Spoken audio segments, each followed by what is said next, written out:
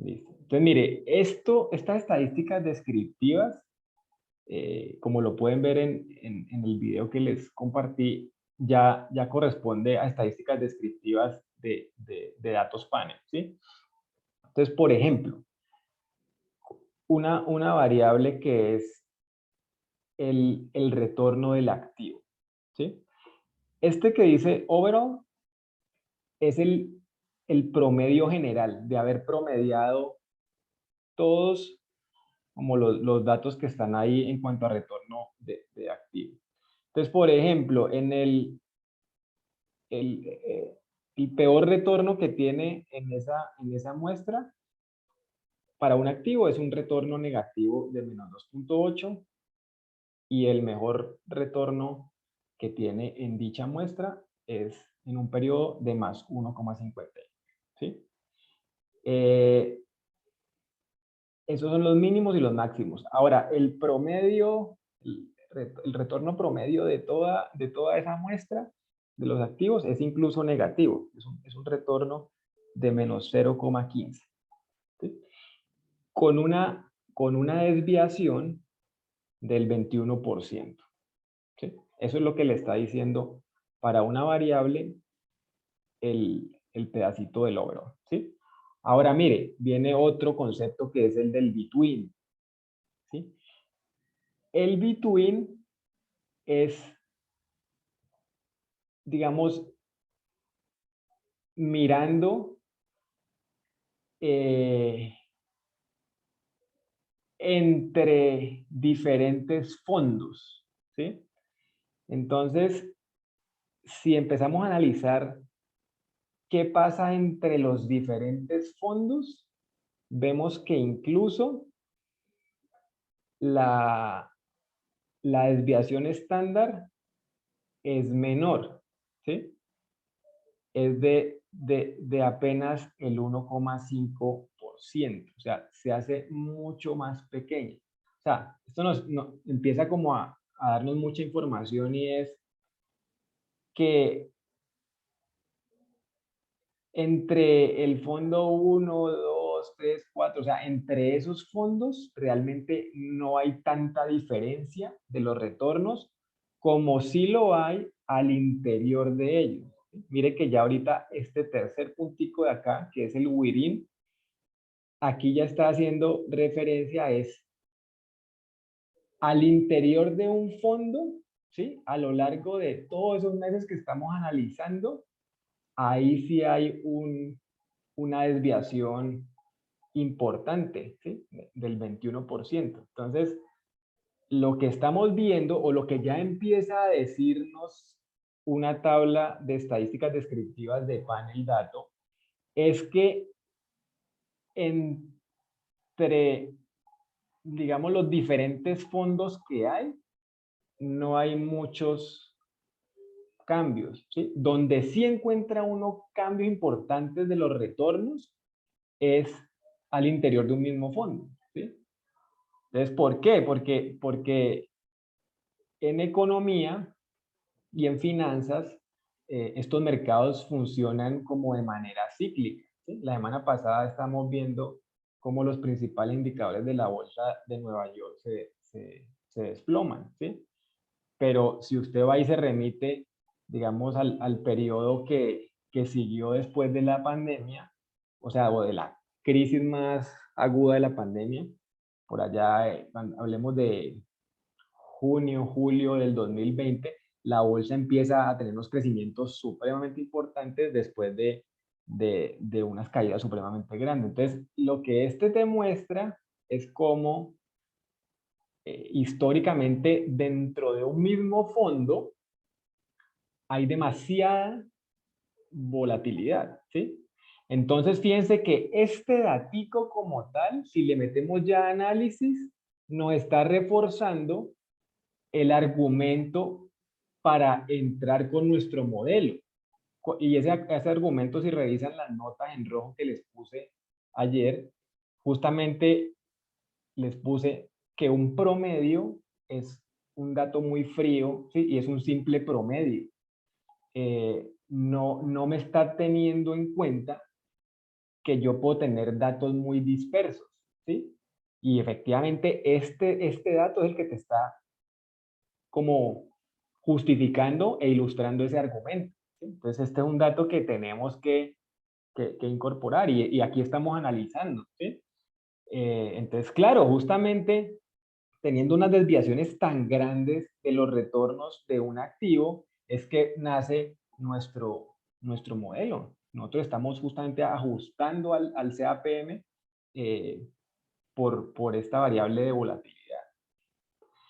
Y asimismo uno sigue analizando, por ejemplo, nuestra otra variable que es el mercado. Fíjense que nosotros estamos aquí con lo que yo estoy mostrando ganando en profundidad, ¿sí?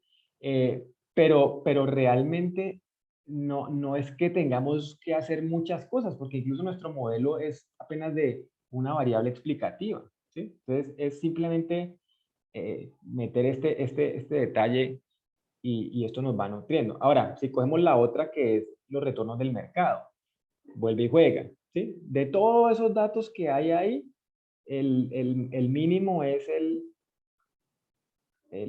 retorno mínimo es menos 0,33, mientras que el retorno máximo es 0,37, ¿sí? Empieza uno a notar, haciendo estas comparaciones, que los retornos del mercado son menos volátiles que los retornos de los fondos, ¿sí? Entonces, claro, porque es que los mercados, ¿qué son? Los mercados son como promedios de un mundo de activos. Entonces, tienden a converger como hacia una media. Esa media, por ejemplo, para el mercado es menos 0,24. ¿Sí? Aquí uno ve que justamente los mercados tienden como a perder en promedio más que los activos, ¿sí? Entonces, ¿por qué de pronto un fondo mutual pierde menos que un índice?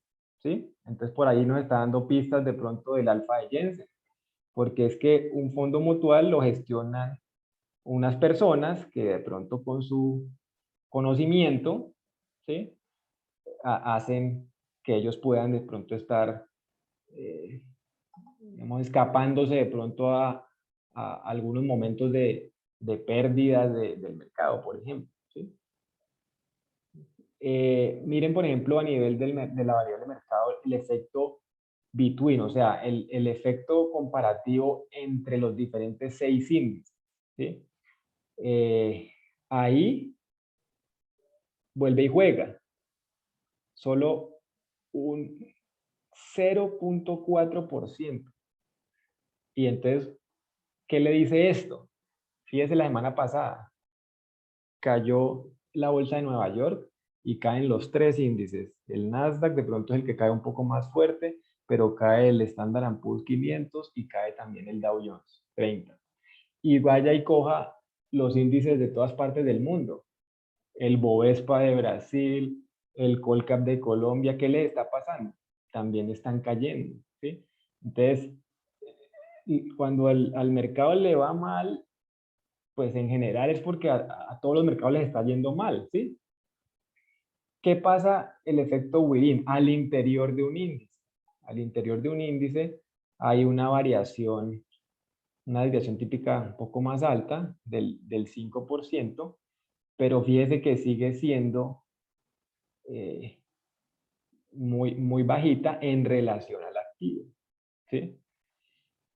Porque justamente es que cuando usted sigue un índice, ahí el índice está compuesto por muchas empresas y tiende a haber una diversificación del riesgo, ¿sí?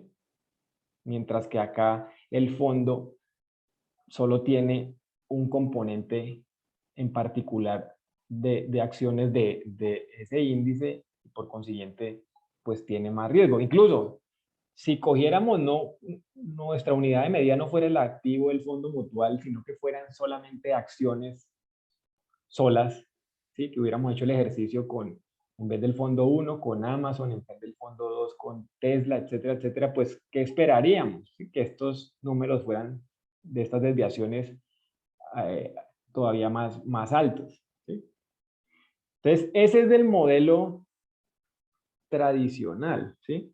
Ahorita pues valdría la pena bajar a mirar un poco qué pasa con las estadísticas descriptivas de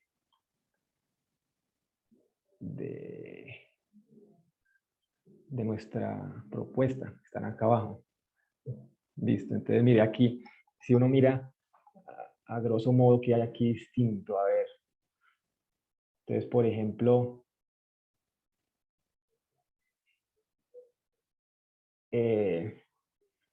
aparece a nivel del activo. Este es el activo y esta es la de mercado. Entonces, aquí nosotros tenemos, ¿qué ha pasado? Las desviaciones entre los diferentes activos han cambiado, tienden a subirse, ¿sí? Lo mismo que a nivel de mercado también tiende a subirse. Estos números eran más pequeños en el ejercicio. A ver si podemos aquí hacer algo como para que nos quede más fácil. Vamos a meter esto acá un segundo. Entonces, todo esto es lo que es analizar, ¿sí? Mire qué pasó cuando acá se hablaba de que el activo prácticamente comparábamos un fondo con otro y ahí ya casi no había desviación. Ahora que comparamos en nuestro modelo un fondo con otro, ahora sí hay una desviación importante, ¿sí? Al igual que para el mercado. Entonces, mire, para el mercado que casi no habían desviaciones, siguen siendo más bajas entre índices, pero ya al interior del índice se vuelven altísimas, ¿sí? Entonces, uno aquí pensando en voz alta, pues, ¿qué es lo que empieza como a inferir? Y es, en el modelo tradicional, como se trabaja con promedios, entonces esos promedios tienden como a simplificar mucho las cosas, mientras que acá, como trabajamos con nuestra variable del índice de Sharpe, aquí ya uno como que lo que empieza a pensar es que, claro, el coeficiente de variación puede ser como una mejor medida porque justamente está mostrando como esa relación, qué tanto retorno, ¿sí? Pero a la luz de qué tanto he como arriesgado, ¿sí? No sé si más o menos empiezan a ver cómo se va pues como haciendo el